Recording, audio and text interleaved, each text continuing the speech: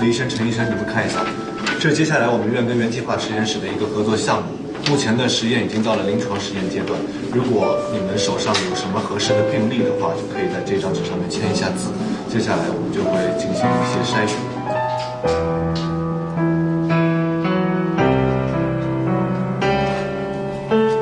刘医生，吃饭了。是这样，我这有一份文件，希望你可以看一下。相信你应该已经知道了，最后在诺顿和原计划当中，我们选择了原计划，原因还是因为诺顿的药价实在太贵了，没有办法真正普遍的推行到社会中去。但如果原计划这个项目成功的话，不仅可以推向社会，对我们国家、对世界来说都是一种新的突破。现在这个项目呢，就需要我们各大科室的副主任级别以上的医师都签字才行。基本上所有人都已经签字了，李主任，您看一下。如果觉得没有问题的话，就麻烦你签个字吧。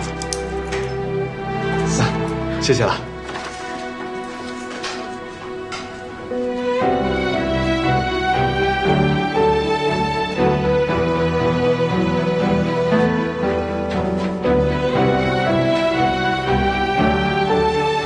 老钱，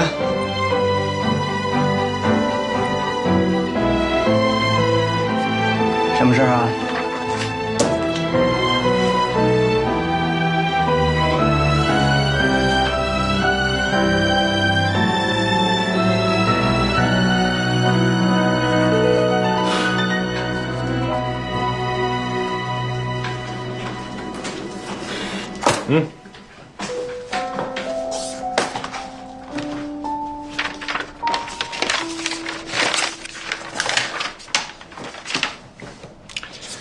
不用看了，全搞定了。行嘛，没想到这些医生都被你说服了。小菜一碟。我让你谈的临床实验合作对象呢？差不多了，就差小鱼他们家了，家里边不同意。为什么呀？什么为什么？家里边人不愿意冒这个风险呗。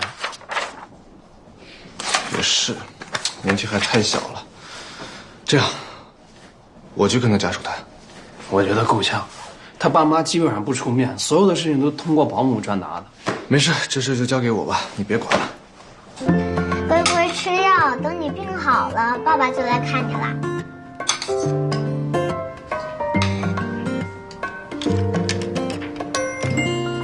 小鱼儿，过家家呢？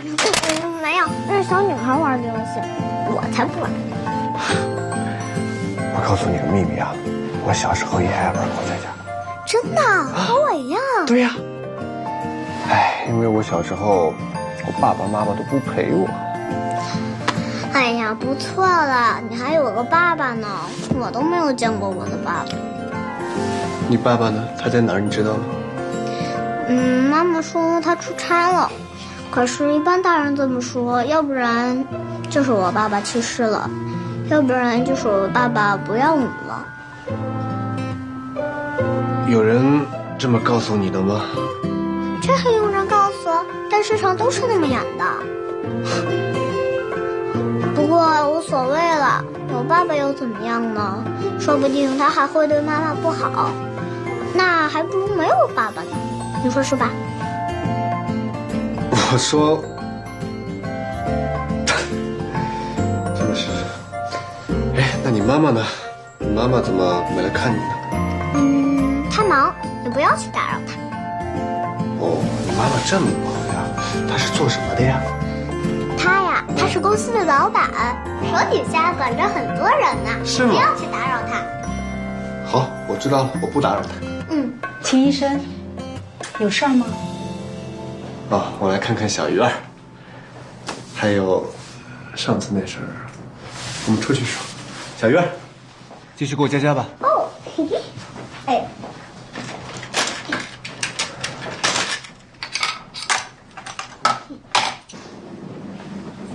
秦医生，小鱼儿他妈不同意。为什么？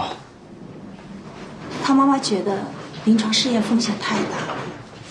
陈阿姨，既然国家已经批准了临床实验，那么风险就肯定是可控的。秦医生，该说的我都说了，可他妈妈说了，就算试验成功，谁又能保证没有后遗症呢？是家长会这么想，我完全可以理解。但我希望您可以再跟他说一下，让他再给我们一次机会。下一次我把我们的项目负责人一块叫过来，不管小鱼儿的母亲有什么想法或者是疑问，我们都可以面对面再沟通一次。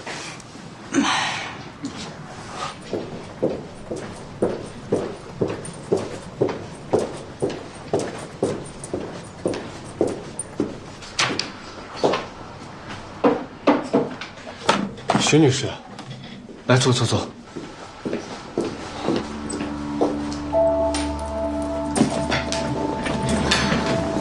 陈阿姨说您坚持要跟我谈一次。是的，有关那个实验，我希望你可以再考虑一下。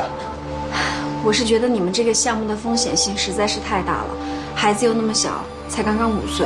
我理解，徐女士，癌症的治愈标准是5年内不再复发，但这一次我们建议您参加的这个实验，只要这个药物在小鱼儿身上起效，就意味着彻底的治愈。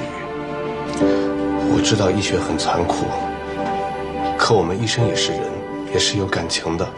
您心疼孩子的那种情感，我们都可以感同身受。小鱼儿她现在天天都在接受治疗，这种副作用带来的痛苦，连大人都受不了，更别说她一个小孩了。但她真的是一个非常坚强、非常懂事的孩子。我记得有一次她治疗完，她吐了，吐完她把嘴一抹，她还反过来安慰我说没事了。谁吃药都是这个样子。然后他问我要了一颗糖，他说痛的时候吃一颗糖，感觉会好一些。秦医生，谢谢你的这些肺腑之言，让我再考虑一下好吗？这样吧，我把这个项目的负责人介绍给你，你有什么问题你可以直接问他。好。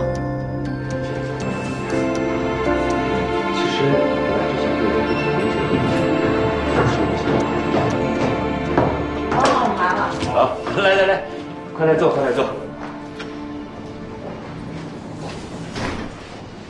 小秦大家都熟，小秦来啊，主要是为了我们后边的临床工作。你是奥阳医院那边跟我们对接项目的医生？对啊，没想到吧？那接下来的日子就有请孙老师和裘老师多多关照了。哎，王老，我再插科打诨问一句，不知道你们这儿允许不允许办公室恋情啊？因为如果不允许的话，我很难办了。够了，秦哥，王老，快说正经事吧。好，说正经事。我们早先啊进行了这个动物实验，进展呢十分顺利。按照现阶段呢，我想先着手申请临床试验。药厂那边呢，我已经联系了。但是在我们的临床上还需要一些典型症状的患者，这个工作呢就由嘉玲和你对接。好。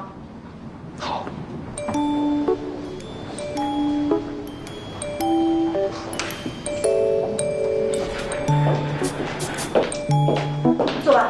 裘老师，第一天来你们这儿上班，可不可以给我一个爱的抱抱？别闹了，我没闹。我可是有男朋友的人啊。坐吧。我正好也想问你，你跟周小山的事儿，你们公司没人知道吗？没有啊。为什么呀？没有为什么，没必要。什么没必要？他提的吧？我们两个的主意。他傻。我要有你这样的女朋友，我砸锅卖铁，我要在滨江大道那块大屏幕上面投放3天3夜，让全世界都知道。好，等你什么时候去投放的时候，记得告诉我，我去当观众。快点说正经事了。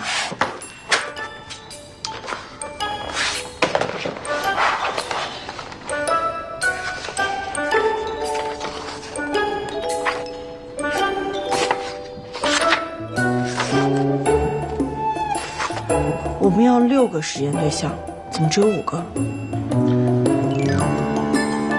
是其他的患者有什么顾虑吗？我可以亲自去跟他们解释的，如果需要的话。怎么了？哎，我们先去吃饭吧，这个事儿我们边吃边说。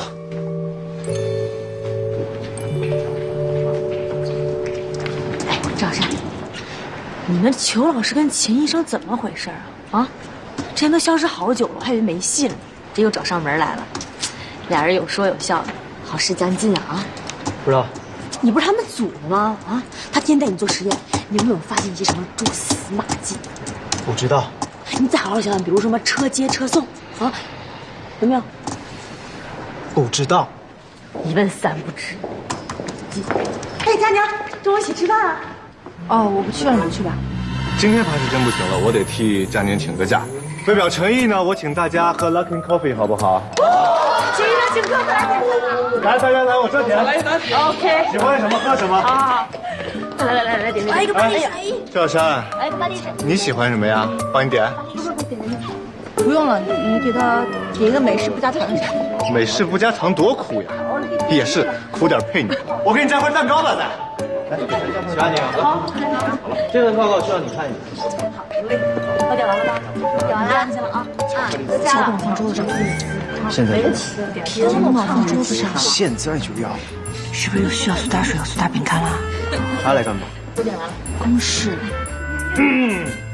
佳宁，走吧，我们吃饭去吧。我也没吃饭，我也要去。就不带你。谁需要你带了？哎，什么表情啊？同事们都看着呢。这可不像是看到女上司跟她的男性友人出去吃饭的表情哦。秦兵，你别得意。什么叫我别得意啊？我可不像你，我光明正大的追求佳宁。手机。哎，佳宁，等我一下。拜拜。这一张。赵珊。快点，这一会儿迟到了。看不出来，你还挺喜欢刺激的。嗯。地下恋情。别胡说八道啊！工作和感情我还是分得清楚的。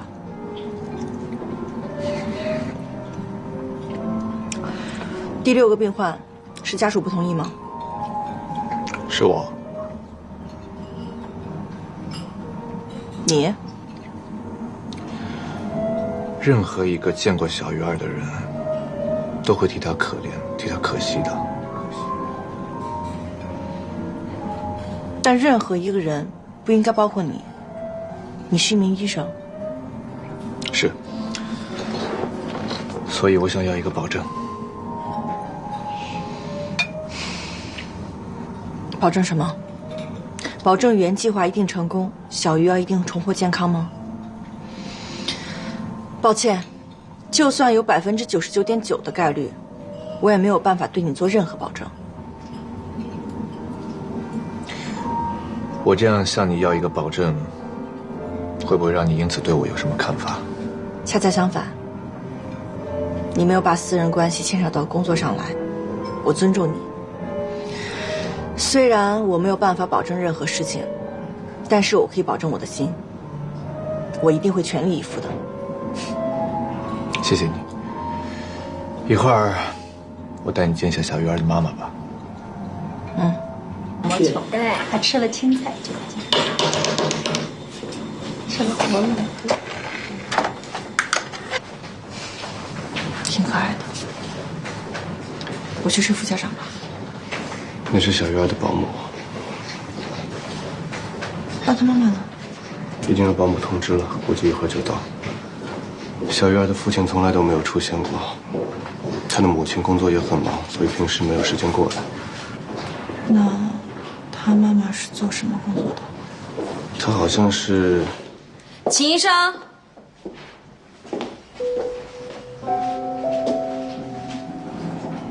徐千雅。你们认识啊？佳宁，你要的资料，那你们先聊，我出去了。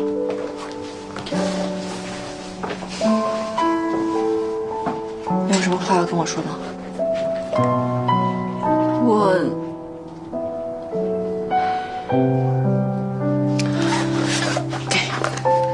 这是原计划的一些相关资料，你回家看一看。希望你能够考虑让小鱼儿加入我们的项目。佳宁，你有把握吗？就算有把握，我也不能跟你说。我只能说，如果小鱼儿用了我们的药有效果，那么复发的几率会远远低于手术。那如果没有效果呢？科研的事情一句两句跟你说不清楚，你回去先看一下资料，好好的研究一下。反正不管你同不同意，我们都是好朋友。佳年，谢谢你。谢什么？这是我的工作。不，我是说，你没有问我小鱼儿的事情。你不说，我就不问。但如果你需要我的帮助，随时跟我说。师傅，你为什么不告诉我姐，原计划能和我们科室合作，是你替她促成的？你可别这么说，说的我像在医院里边只手遮天似的。归根到底还是你姐他们的项目好，大家眼睛又不瞎，两者一比较，显而易见的嘛。什么眼神啊你？编，你就继续编吧。我可没胡说八道。对了，你也别告诉他啊。拜托，都什么年代了，你还玩苦情戏这一套？你不懂，男女之间的感情是发自肺腑的，而不是被感动。我对你姐做这些，不是为了得到她，真正的感情是不求回报的。喜欢的过程就已经是最大的馈赠了。哎，说了你也不懂。哎，对了，今天我去你姐他们实验室，特别怪，她的同事们好像都不知道你姐跟周小山的事情。一点儿也不奇怪，他连我这个亲妹妹都想瞒着，不告诉同事太正常。为什么呀？他在国外受了那么大委屈，回了国也不通知下家里人，为什么？卧薪尝胆，苦大仇深 ？No， 他就是觉得太麻烦，跟你们说麻烦，说了你们要安慰他麻烦，安慰又变成同情更麻烦，所以直接瞒着来的清静。可是心里边藏这么多事情，真的不难受吗？他可一点都不难受，他忙着探索科学，推动文化进程呢。就算他不难受，可这周小山也太奇怪了吧？他怎么了？我今天不是去你姐那儿开会吗？我一到那儿，他同事就拿我开玩笑，明着暗着撮合我跟你姐。按照这种情况，周小山应该很生气才对吧？应该站出来宣示一下主权才对吧？他没有，他一言不发就这么过去了，你说怪不怪？哎，他是不是有什么苦衷？我姐不让他说啊。这已经上升到一个男人的尊严高度了，换我肯定忍不了。这俩人跟做贼似的，不知道在搞什么鬼。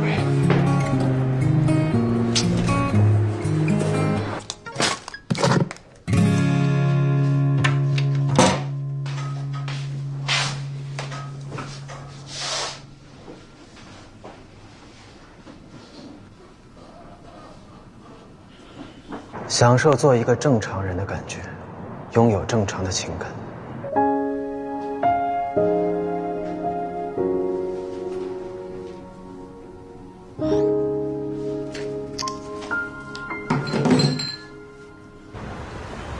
这次赵小山回国，你为什么也跟着一起来了？听说中国这几年发展挺好的，就跟着我哥回来看看。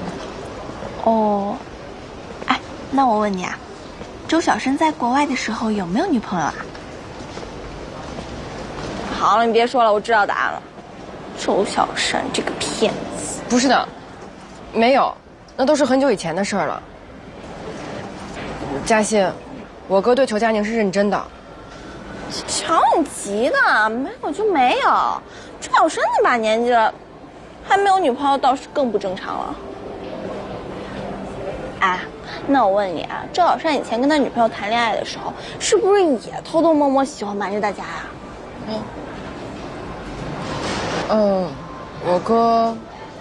我哥他……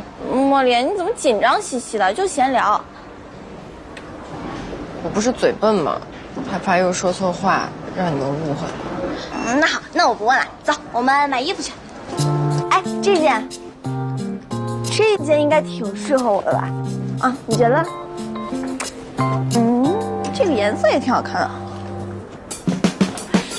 哇，这个你好，这什么价格？请问可以试一下？嘉欣，这么多衣服你试得过来吗？又不是我试。哎，姐姐，你把这些全部拿一个重码给他试一下啊。好的，跟我来吧。走啊！跟我说试不了，太公主了，这个衣服我穿不了，不试试，我穿不了，你天天跟个男人一样，不行，我穿不了，走不走？走，哎呦，你看你全是朋克风，像男人婆一样。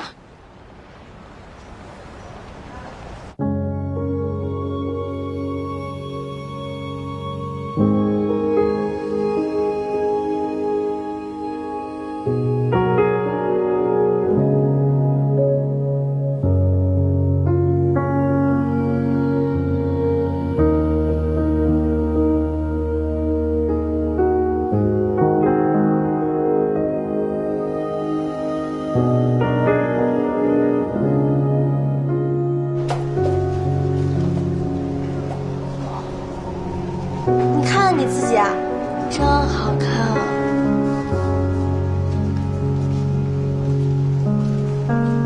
什么啊，嘉欣，真的不好看，我去换回来。哎，别，特别好看！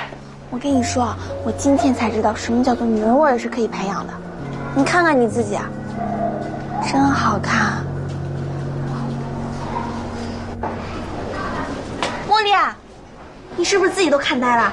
哎，你把这些衣服全都买了吧。不行，嘉欣，我不能买。哎，别，多好看，买了吧。不合适。茉莉。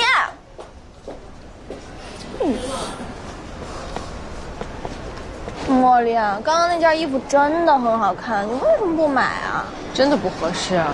合适啊，怎么不合？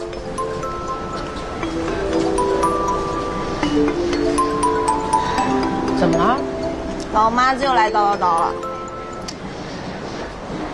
喂，可爱漂亮、美丽大方的吴女士，什么事情啊？你是不是又买东西了？我刚收到银行短信，是不是你刷的呀？哎呀，妈妈，变天了，我没衣服穿了。你还没衣服穿啊？你那衣柜一打开，衣服都铺出来了。哎，我说你一天到晚在医院穿白大褂，你要那么多衣服干嘛？哎呀，妈，你听我说，你以为我想挥霍啊？你知道吗？我走在路上，突然发现那件衣服上就写着3个字，写了什么？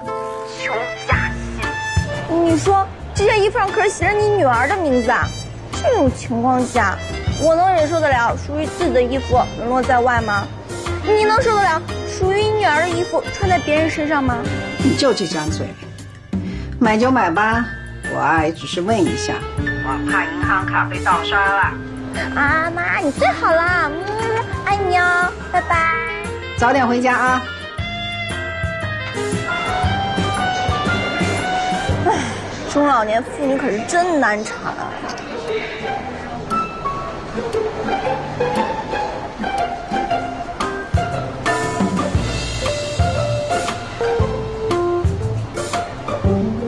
不会吧？原来你喜欢这只粉红色的猫啊？我没有。喜欢粉红猫又不是什么见不得人的事情。我说了我没有。哎，茉莉啊，你言不由衷的样子真的是太可爱了。刚才是你妈妈打电话。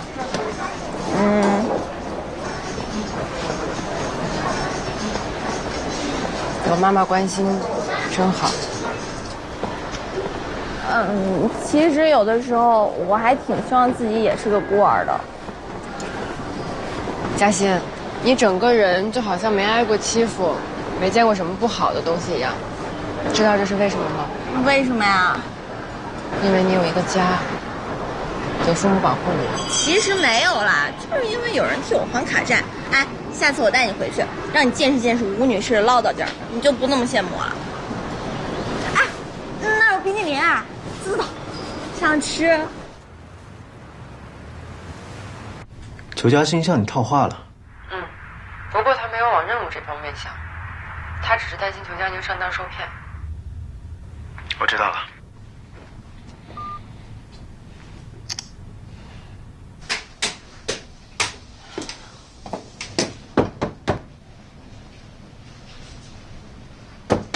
赵小山。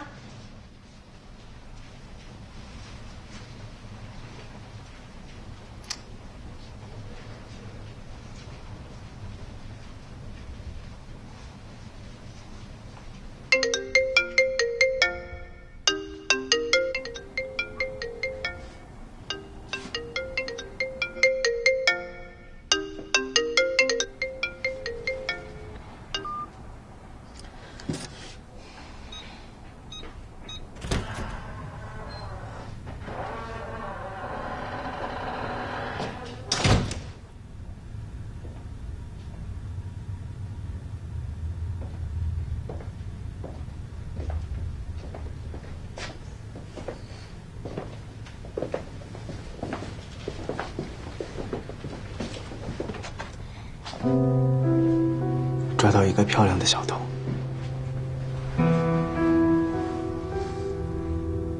赵小山，6年前你在 A 城有没有去过一个地方？你这个问题很奇怪。6年前在 A 城，我去过很多地方。你想问什么？记得我跟你说过，很多年前，我满怀希望的去找我妈，后来被当头一棒。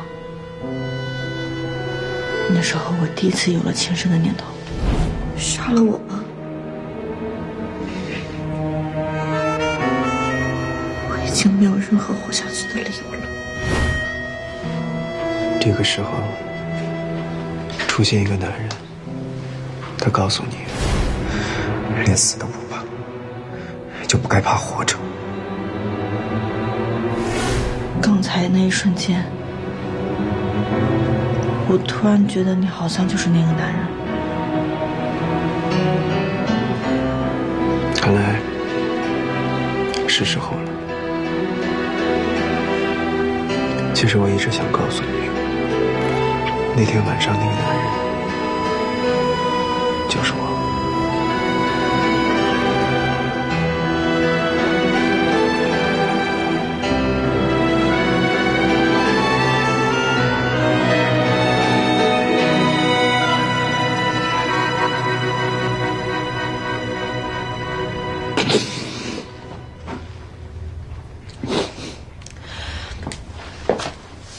原来你是在骗我啊！你信了？佳宁，那如果那个男人真的是我呢，你会怎么办？这个世上怎么会有那么巧的事情啊？中国人很相信缘分的，你不知道吗？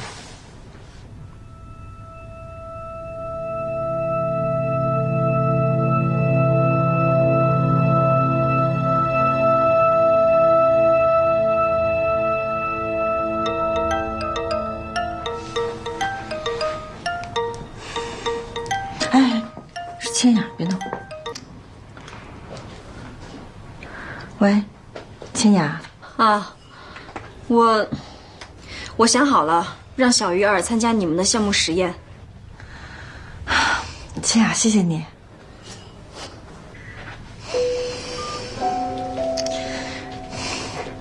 都被你闹得差点忘了说正事儿。白天我跟秦明出去了一趟，就是为了争取第6个患者。你猜结果第6个患者是谁啊？跟徐千雅有关。是千雅的儿子。徐千雅结婚了，我怎么从来没听你提起过？不知道啊，他没说，我也没问。如果秦斌介入项目的话，你们俩以后是不是会经常见面？担心啊。担心的话就对我好一点。我会担心。你要是对秦斌有意思的话，你现在还会在这儿？这么自信啊！不过我喜欢。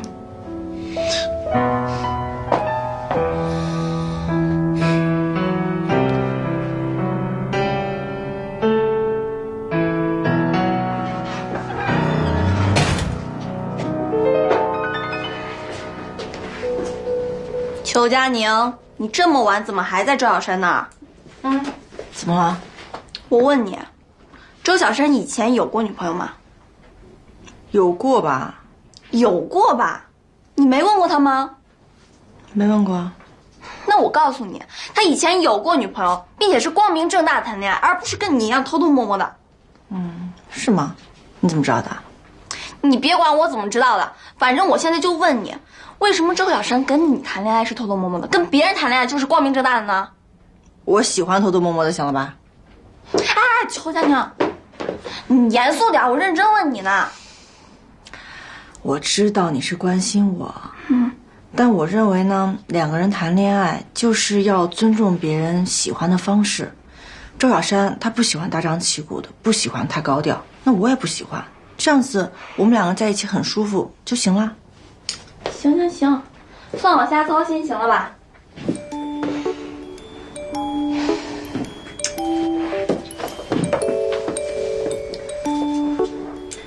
告诉你件事，秦兵带我去见了一名患者的家属，你猜那人是谁？我不想猜，你自己说。是徐千雅，患者是他6岁的儿子。千雅姐，这什么时候有儿子啦？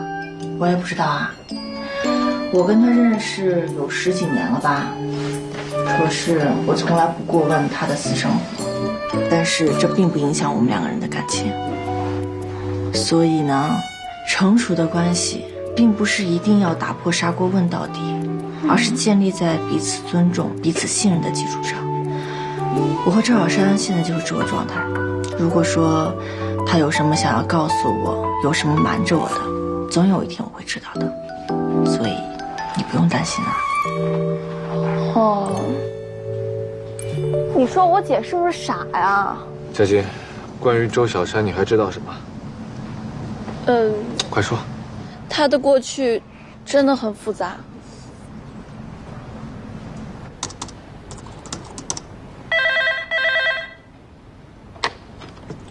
喂，周小山，有人找。谁啊？他没说，就说在楼下等你。啊。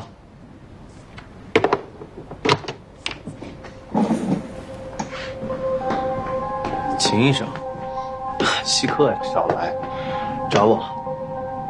你对江宁到底有什么目的？我听不懂你在说什么。江宁选你，我认了，但我会一直保护他，我不允许任何人伤害他，你明白吗？听不懂。你凭什么认为我会伤害邱佳宁？凭你的过去。佳宁他是一个单纯的人，他跟嘉欣说，不管一个人以前犯了什么样的错，都不代表他未来还会再犯。可一个人能改邪归正的几率有多大？你应该扪心自问一下吧。对不起，秦医生，我不知道你在说什么，所以没有办法接受你这些莫名其妙的指控。但是你给我听好了，裘佳宁她现在是我的女朋友，你别越界。女朋友？你甚至都不敢当着众人的面承认她。周小山，你这么偷偷摸摸的，你觉得对佳宁公平吗？总之，你不要让我发现你对她有任何的不良企图，否则怎么样？怎么找过来的？我跟你妈呢。找我有事吗？我约你为什么不答应？我说了我们不合适。你凭什么看不上我？哎，你给我站住！佳宁姐，佳宁姐，你快下去看看，他们打起来了！啊！我说了，你虽然长得丑了点，胖了点，啊，外加你没有户口、没有车、没有房，但是你学历高啊，可以改善下一代基因，所以我觉得我们是适合在一起的。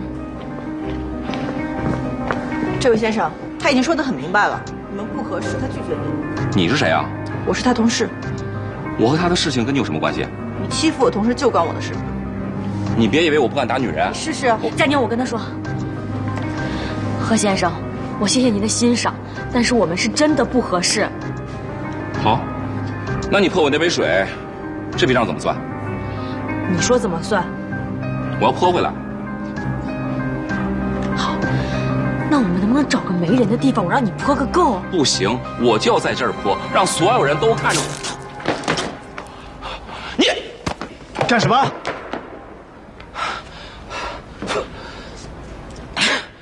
你们一群人欺负我一个人。你一个大男人，你欺负女人，你是人吗你？他先泼我水的，泼你硫酸。哎呀，我的脸好疼啊！哎呀，我要毁容了！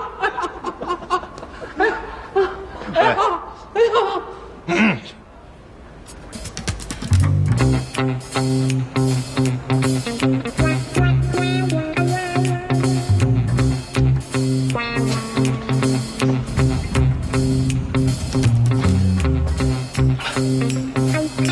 你耍我？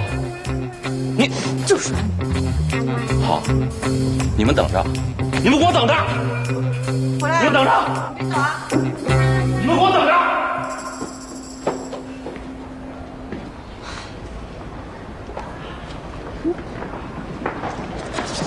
回去睡。啊，再见，没吓到你吧？我没事。你怎么在这儿？路过。妈，你听我解释。还有什么好解释的？兰兰，你是不是要让我和你爸爸担心死啊？这小何这么好的条件，你在想什么呢？他说那么难听的话。他的话是不中听，但这句是事实呀。你必须向小何道歉。妈。啊，还有啊，我和你爸爸商量过了，不能再让你这样任性下去了。妈，你让我好好想想行吗？我先挂了。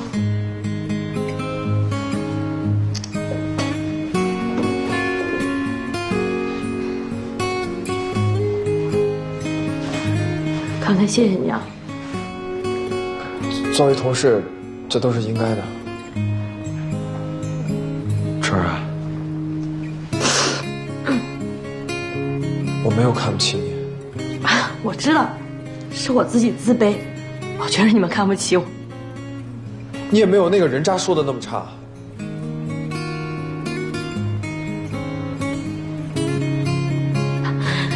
张宇，你还是怼我吧，你这么说话，我不太适应。那个，你要说什么呀？你一会儿多吃点啊。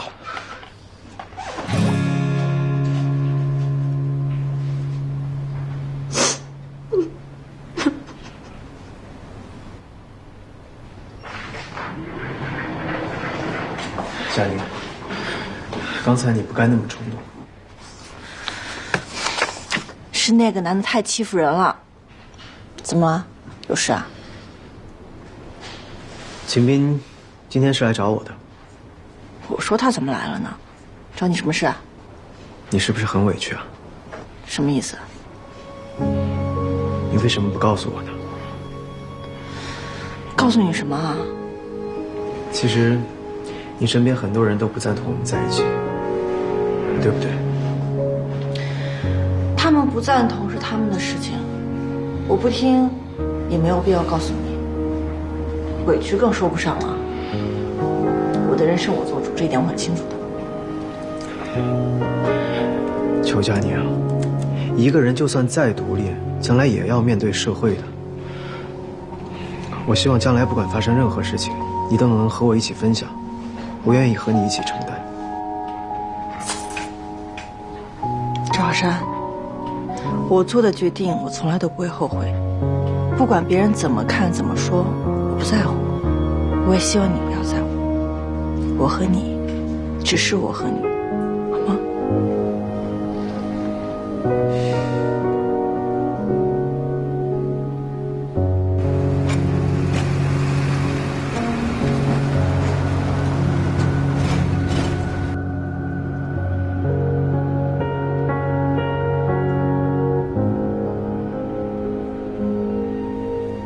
你今年虚岁30了，当初我就不同意，你念完大学还要往上念，结果心一软同意了。